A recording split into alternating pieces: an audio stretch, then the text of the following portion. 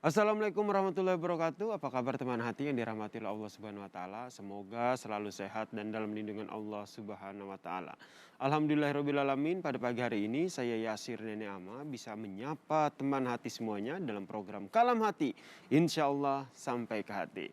Nah, teman hati, saya tidak sendiri. Saya ditemani oleh Ustadz Solmed. Assalamualaikum warahmatullahi wabarakatuh, Ustadz. Waalaikumsalam warahmatullahi wabarakatuh, Kak Gimana Yasin. kabarnya, Ustadz? Alhamdulillah sehat walafiat. Alhamdulillah, semoga selalu sehat dan teman hati juga harus sehat selalu nih di pagi hari ini. Nah, teman hati yang dirahmati oleh Allah Subhanahu wa taala, topik tausiah kita pada pagi hari ini adalah hati-hati tertipu istidraj.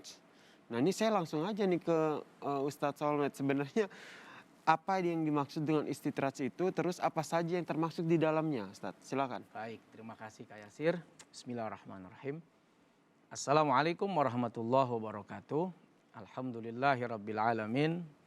Assalatu wassalamu ala nabiyina Muhammadin sallallahu alaihi wasallam wa ala alihi wa ashabihi ajmain. Teman hati di mana saja, kita berharap Kak Yasir, apa-apa yang Allah karuniakan, apa-apa yang Allah berikan betul-betul diridhoi oleh Allah Subhanahu wa taala. Nah, ini mesti kita pahami nih. Bukan cuman kita berharap diizinkan, semua apa yang terjadi itu atas izin Allah. Kalau mau bicara diizinkan. Betul. Semua yang kita jalani, apa yang kita lakukan, termasuk yang kita dapatkan, kalau bicara atas izinnya, ya atas izinnya. Tapi belum tentu apa yang kita dapatkan dan diberikan oleh Allah Subhanahu wa taala diridhoi oleh Allah Subhanahu wa taala. Karenanya ada istilah istidraj. Nabi Shallallahu alaihi wasallam memberikan penjelasan yang cukup sangat panjang. Gambaran simpelnya kata Nabi, kalau ada seseorang yang dia selalu diberikan apa yang diinginkan. Ma yuhibbuh minad dunya. Apapun di dunia ini yang dia inginkan. Macam-macam kan? Bukan hanya harta. Tapi bisa jadi kehormatan. Bisa jadi jabatan. Bisa jadi kecerdasan. Apa saja. Yang dia cintai, yang dia suka di dunia ini. Lalu diberikan oleh Allah Subhanahu wa taala. Jadi kalau kita melihat ada orang yang dia pengen sesuatu dari dunia ini lalu Allah kasih. Tapi ada tapinya nih. Ini orang senantiasa berada dalam keburukan. Ini orang selalu berada dalam kejahatan. Ini orang selalu berbuat maksiat. Ketahuilah, itu istidraj. Bahasa gampangnya istidraj itu jebakan azab berupa nikmat. Itu yang paling gampang udah. Kita sebut jebakan Batman. Nah, ternyata nikmat itu juga punya jebakan. Nah, siapa yang terjebak dalam istidraj ini? Orang-orang yang diberikan nikmat oleh Allah, dikaruniakan apa yang diinginkan di dunia ini, tapi dia ahli maksiat, gak mau ibadah, tidak mau beramal soleh, malah semakin maksiat semakin kaya, semakin meninggalkan ibadah kok semakin banyak duitnya, semakin bikin dosa kok semakin digampangin urusan perdosaannya. Hati-hati. Ini istidraj. Nanti orang-orang yang diberikan istidraj ini, dia nggak punya lagi kesempatan Kak Yasir untuk memperbaiki hidupnya, untuk bertaubat kepada Allah, untuk merenung atas apa yang dia lakukan. Tahu-tahu mati selesai dah, tinggal tunggu azabnya. Nggak sempat bertobat? Nggak sempat bertaubat di dunia. Gila nih orang sembahyang kagak, duitnya banyak terus. Iya. Gile nih orang, kan begitu bahasa kita itu kalau ngelihat orang tuh takjub bukan subhanallah, gile. Gile bener nih orang. Semakin bikin dosa, nggak bisa habis tuh duitnya. Makin banyak. Makin banyak lagi duitnya. Terus dilakukan, kan nggak ada kesempatan taubat tuh. Tiba-tiba, meninggal. Ini istidraj. Tunggu nanti azab kubur dahsyat. Emang ditunda di dunia, nggak dikasih azab, nggak dikasih siksa, tapi di alam kubur, lihat. Di alam akhirat, lihat aja. Beda sama orang-orang yang masih diperhatikan oleh Allah. Duit banyak, sholat rada-rada kurang, Allah ingetin. Kadang-kadang ada sakit yang butuh biaya besar. Oh, jangan-jangan, saya merenung nih. Jangan-jangan, bisa jadi itu karunia Allah untuk mengingatkan kita karena Allah sayang. Betul. Jadi diberikan oleh Allah itu ujian cobaannya saat di dunia. Ibarat kata begini nih Kak Yasir, ada anak nakal, badung, dijewer. Kelihatannya tuh anak ngerasa disiksa. Tapi sesungguhnya jeweran emaknya itu bagian tanda cinta, tanda sayang. Beda sama orang yang udah cuek. Noh, pok, anak lu noh, main gak pulang-pulang loh, mandi kagak. Ya, pakaian gak ganti-ganti. Apa kata emaknya? Bodoh amat. Terserah. Mau ngapain ke tuh anak? Mau mandi, mau kagak, mau pulang. Emang gue pikirin, masih banyak anak gue yang lain. Lihat. Kelihatannya dibiarkan. Orang melihatnya enak banget ya. Gue mah dikit-dikit dipanggil emak suruh mandi. Dikit-dikit disuruh ganti pakaian. Dikit-dikit disuruh tidur. Lu mah enak banget ya. Bebas lu kemana-mana. Kelihatannya enak. Tapi sesungguhnya emaknya enak. Gedek banget sama tuh anak. Terserah. Mau ngapain aja. Bodoh amat. Bebas. Tar, lu tunggu akibatnya. Lu yang paling tahu kapan lu bisa menyadari ini. Wow, itu analoginya begitu tuh. Ibarat orang tua sayang, ngejewer tuh tanda sayang. Maaf, bisa jadi pakai sapu lidi zaman dulu tuh, itu tanda sayang. Tapi kalau sudah dicuekin, nggak dipeduliin, dibiarkan, jangan dibilang itu sayang. Itu paling gak enak sih, Ustaz. Itu paling gak enak. Betul. Tapi buat orang yang tidak sadar, enak mak gua mah kagak cerewet kayak mak lu. Tuh. Nah, Enak mak gua mah kagak bawel. Emang mak lu dikit-dikit manggil. berarti bahaya sekali ya istidraj ini ya. Kalau seandainya kita tidak memahami itu bahwa kita terbuai nikmat gitu kan. Apalagi orang-orang yang kayak ibadahnya kurang, imannya naik turun. Tapi nikmat dari Allah itu luar biasa begitu. Nah, sebelum dilanjutkan Ustaz, saya ajak dulu teman hati juga Ustaz Sabat untuk melihat sebuah artikel berikut ini. Adalah Hasanuddin yang pernah hidup bergelimang harta, rumah mewah, mobil bagus, dan juga keluarga yang harmonis. Namun perlahan hartanya habis, ia bahkan menumpuk hutang hingga 3 miliar rupiah. Konflik pun muncul hingga ia bercerai dengan istrinya. Hasanuddin kemudian bertemu dengan seorang muslimah yang ingin dinikahinya. Ia lalu menjadi mualaf dan merantau ke Sukabumi bersama dengan sang istri dan juga berprofesi berdagang es cincau begitu. Suatu ketika ia membutuhkan uang 300.000 untuk membeli sepatu dan membayar uang sekolah anaknya. Hari itu juga ada seorang pembeli es yang memberinya uang 300.000 rupiah begitu saja. Nah, Hasanuddin pun merasa bahwa Allah telah menolongnya saat dirinya membutuhkan. Ia merasa uang 300.000 itu nilainya lebih besar dari 100 juta rupiah. Nilai gaji saat ia menjadi seorang general manager nih. Masya Allah sekali ini pengalaman dari Hasanuddin yang begitu bisa kita petik gitu pelajarannya. Bagaimana memang ketika dia punya banyak harta, ternyata Allah menegurnya ataupun Allah beri cobaan. Seperti tadi kata Ustaz Somad, ini adalah bentuk cinta Allah ya. Ya, beda dengan istidraj. Sanastajrijuhum min haitsu la ya'lamun. Hati-hati orang-orang yang diberikan nikmat tadi itu, lalu kemudian dia dibiarkan dalam keadaan dosanya, lalu dia tidak menyadari akan itu semua, maka Allah informasikan dia sedang digiring ke dalam kebinasaan yang dia tidak pernah tahu. Tahu-tahu begitu sadar udah meninggal, nggak ada kesempatan untuk bertaubat. Tapi Pak Hasanuddin, Masya Allah, 100 juta buat dia dulu nggak ada apa-apanya. Serasa tidak lagi berharga, serasa biasa-biasa saja. Tapi begitu Allah Subhanahu wa Ta'ala memberikan nikmat yang lain, ternyata 300.000 sangat bermanfaat. 300.000 udah bikin dia sujud, udah bikin dia syukur, udah bikin dia menangis, menadahkan tangan, ya Rob terima kasih atas nikmat ini. Waktu jadi manajer 100 juta, bahkan uangnya miliaran, bisa jadi sujudnya kurang.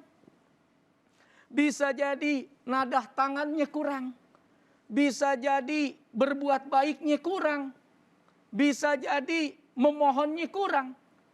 Tapi begitu Allah kasih keadaan yang berbeda, doanya mantap, sujudnya lama, sholatnya nikmat.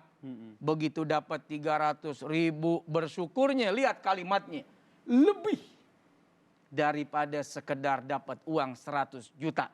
Kenapa? Karena dulu 100 juta dianggap biasa saja. Tapi sekarang 300.000 ini sesuatu yang amat sangat luar biasa.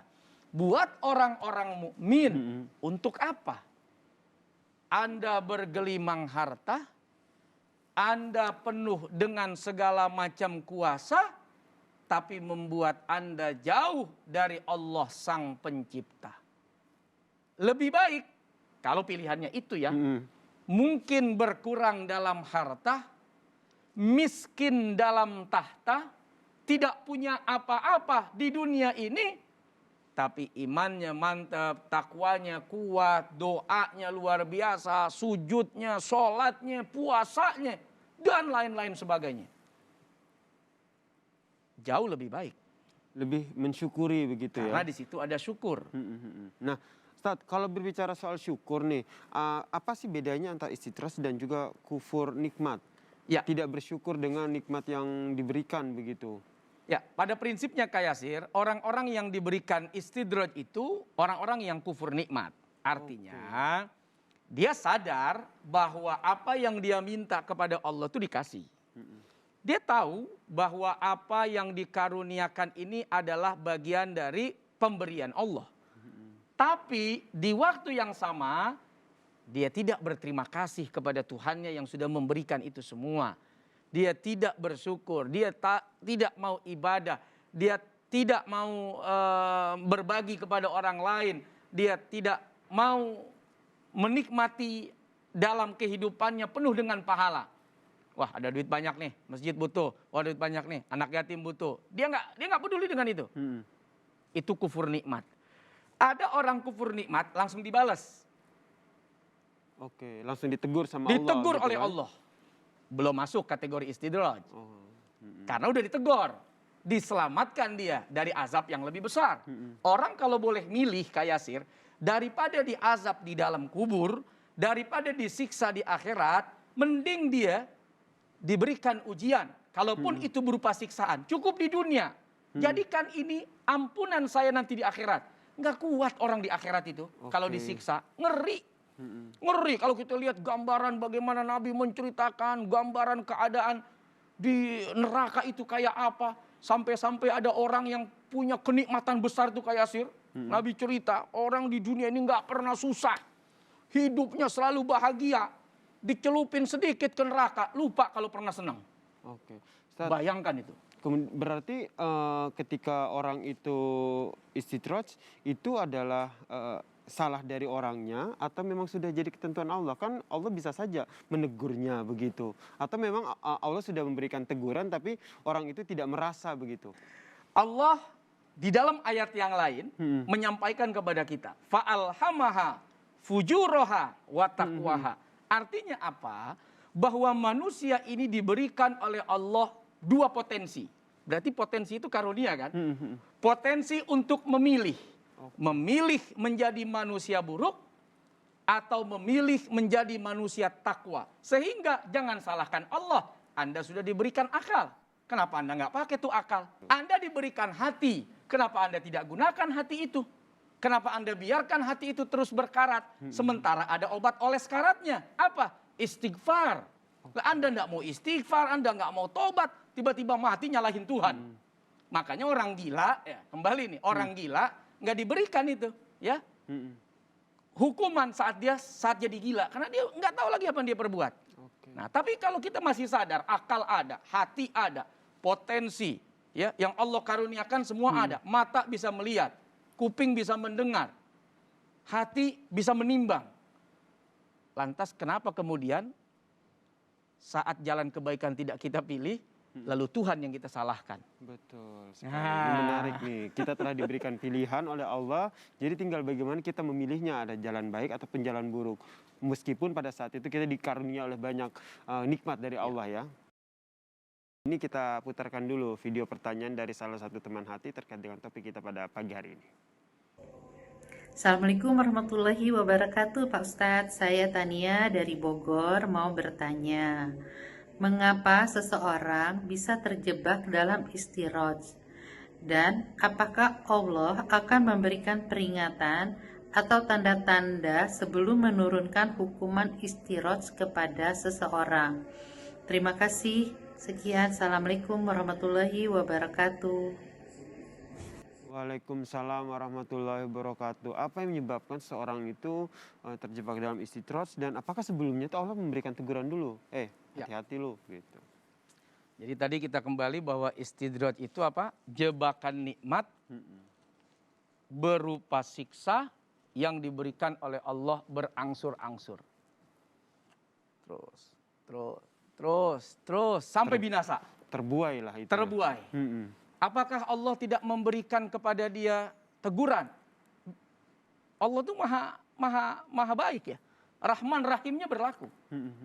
Latif lembutnya berlaku. Karim mulianya berlaku. Tapi ada orang yang ditegur tidak sadar. Ada orang yang ditegur dia melawan. Ada orang yang ditegur dia nggak mau dengar. Itu padahal tingkat menurut saya paling parah ya, karena ketika Allah tidak menyayangi kita lagi, Allah sudah cuek sama kita, itu kan bahaya banget ya Ustaz. Ya, sangat berbahaya. Lebih baik ya sekarang gini deh Kak Yasir, nggak usah kita bicara Allah yang kasih sayangnya dahsyat, tapi jangan sekali-sekali nantang siksanya kan. Itu juga luar biasa. Manusia deh. Kita selama ini hubungan baik, punya teman komunikasi bagus, tiba-tiba seminggu nggak ditelepon, yang biasa tiap hari nelepon. Tiba-tiba dalam sebulan nggak ada kabar dan nggak mau ngasih kabar. Apa perasaannya? Khawatir. Kenapa nih? Sedih gue. Kok gue diginiin? Ada apa? Kenapa? Tanpa alasan. Contoh, kan begitu. Allah juga demikian kepada hambanya. Ketika dia sayang, dia akan tegur. Dia akan ajak komunikasi lewat apa? Lewat kejadian. Itu komunikasinya Allah. Kita bukan Nabi Musa yang kapan minta ngomong Allah ngomong sama kita. Kita ini manusia yang komunikasinya lewat apa? Iqra, baca. Baca keadaan diri kamu. Baca keadaan di sekitar kamu. Baca keadaan apa yang kamu lihat dari orang-orang terdekat kamu. Saat kamu membaca, di sana kamu akan berpikir. Di sana ada perenungan. Saat itu hasil pikir dan renungan kamu itu apa yang dihasilkan. Tapi mungkin juga ya Ustaz, ini pandangan saya pribadi, tolong diluruskan. Apakah ketika diberikan nikmat yang luar biasa itu adalah salah satu bentuk teguran dari Allah. Tapi orang yang diberikan nikmat itu nggak sadar bahwa wah ini ternyata nikmat yang begitu banyak ini adalah salah satu teguran loh dari Allah. Ya. Dulu ada seorang sahabat Kak Yasir. Namanya Sa'labah. Miskin. Sholat aja gantian pakai nang bininya. Tiap kali habis sholat kabur. Kenapa? Karena istrinya menanti dan menunggu. Nggak punya apa-apa ini orang. Satu waktu dipanggil sama Nabi. Kenapa? Iya ya Rasulullah, dia cerita keadaan kehidupannya. Oh, ya udah ya Rasulullah, biar saya hidup senang, hidup bahagia, duit saya banyak. Saya kepengen kayak orang-orang tuh. Doainlah saya biar kaya saya nih. Apa kata Nabi? Udah begini aja cukup. Datang lagi, minta lagi. Kata Nabi, udah cukup begini aja. Datang lagi, minta lagi. Didoain sama Nabi. Dah biar kaya. Dikasih kambing 2. Ambing lagi, ambing perempuan. Beranak di kambing. Dari mulai tinggal bersama dengan Nabi. Masih sholat berjamaah dengan Nabi. Lama-lama udah hilang. Nggak ada ketemu di sholat jamaah. Sampai akhirnya hilang. Saking sibuknya, nggak pernah lagi ketemu di waktu Jumat. Sampai akhirnya turun ayat untuk zakat, diogah bayar zakat. Dia bilang, ini kan kerjaan saya, keringat saya, hasil saya, kenapa pakai diminta sama Rasul? Wah, dia lupa kepada Allah yang udah ngasih, kepada Nabi yang udah doain. Tuh. Coba kalau dulu miskin, kan selamat. Minta kaya. Apa yang terjadi? Zakatnya nggak diterima, matinya dalam keadaan hina. Membawa harta yang tidak berkah. Nah, kalau kita tahu perjalanan kehidupan kita ini, bisa jadi ini yang terbaik Kak Yasir. Betul. Nah, karenanya kita nih jangan iri kalau ngelihat ada orang kaya tapi nggak mau ibadah, nggak mau sedekah. Tapi irilah kepada orang kaya yang bagus sedekahnya, yang cakep ibadahnya. Ya Allah, jadiin saya kaya, saya pengen kaya dia, lebih dari dia kalau perlu. Nah, irilah kepada orang alim yang ilmunya manfaat. Iri kepada orang kaya yang dengan kayanya dia dermawan. Nggak apa-apa, kita iri sama mereka dengan kebaikannya. Iri dengan kebaikan ya Ustaz, sehingga kita tidak terjebak dalam istidraj itu ya. Yes, kalau kita dikasih, kita ingat tuh janji kita dulu, kita ingat bagaimana apa yang kita sampaikan ke Allah dulu, sehingga kita tidak lupa dengan apa yang Allah berikan hari ini, bahwa itu bagian nikmat, maka nikmat itu harus disyukuri dengan cara apa? Ibadah. Mantap. Terima kasih Ustaz Solmed buat tausiahnya pada pagi hari ini. Semoga tadi apa yang disampaikan oleh Ustaz Solmed ini membuat menambah wawasan kita, terus itu bisa bermanfaat untuk kehidupan kita sehari-hari. Kita tutup dengan berdoa. Silakan Ustaz Solmed. Baik, terima kasih Kak Yasir. Bismillahirrahmanirrahim. Alhamdulillahirabbil alamin. Assalatu wassalamu ala nabiyina Muhammadin sallallahu alaihi wasallam. Ya Allah, Engkau yang menentukan setiap takdir, Engkau yang menentukan setiap keadaan. Jadikan keadaan kami menjadi keadaan yang mulia, yang baik, yang istimewa. Dan kelak takdirkan kami dengan wafat yang husnul khatimah. Ya Allah, jauhkan kami dari bala, musibah, bencana, dan malapetaka yang membuat kami tidak sabar, yang membuat kami juga tidak sadar. Ya Allah, karuniakan kepada kami nikmat, yang dengan nikmat itu kami semakin mendekat kepada Engkau. Rabbana atina fid dunya hasanah, wa fil akhirati hasanah, wa qina adzabannar. Wa sallallahu alaihi wasallam Muhammad walhamdulillahi rabbil alamin. Terima kasih teman hati di mana saja, atas segala kekurangan kesalahan kami mohon maaf. Assalamualaikum warahmatullahi wabarakatuh. Waalaikumsalam warahmatullahi wabarakatuh.